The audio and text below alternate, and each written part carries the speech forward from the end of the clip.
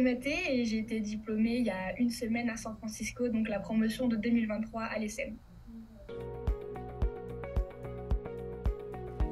Avec l'ESSEM, on a vu plein de choses différentes, que ce soit sur Photoshop, que ce soit en e-commerce avec WordPress, en droit, en marketing. Je dirais que mon plus gros déclencheur, ce que j'ai préféré, c'est quand on a mentionné l'UGC. Et au final, ça a fait son chemin dans ma tête. Et aujourd'hui, je suis en train de me lancer en tant que créatrice UGC.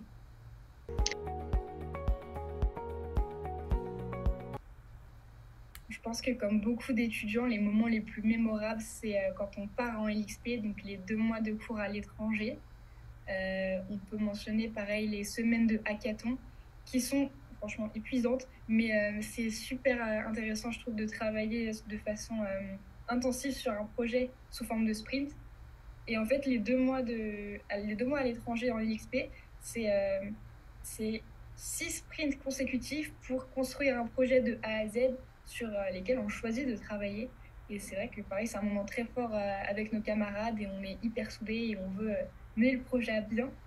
Et pour consécration, la remise des diplômes à San Francisco, vraiment, c'est quelque chose. Plusieurs conseils qui me viennent en tête. Ne pas négliger LinkedIn. Je sais que comme ça a souvent l'air d'un conseil de vieux. Mais LinkedIn, quand on le fait correctement, qu'on a les bons contacts, les bonnes relations, c'est hyper intéressant et on se surprend vite à scroller LinkedIn comme on scrollerait sur Instagram. Pour le réseau, c'est incroyable et il y a toujours des experts ou des gens qui s'y connaissent mieux que nous, qui donnent des conseils gratuitement, qui sont ravis d'échanger.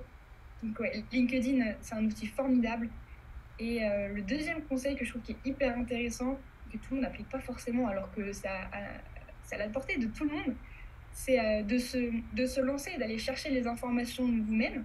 Si par exemple vous n'avez pas l'opportunité en alternance de toucher au media buying ou à la stratégie, de regarder pour votre propre compte ou en discuter avec d'autres gens et de vous lancer en fait. Parce qu'on n'apprend jamais mieux qu'en ayant les mains dedans.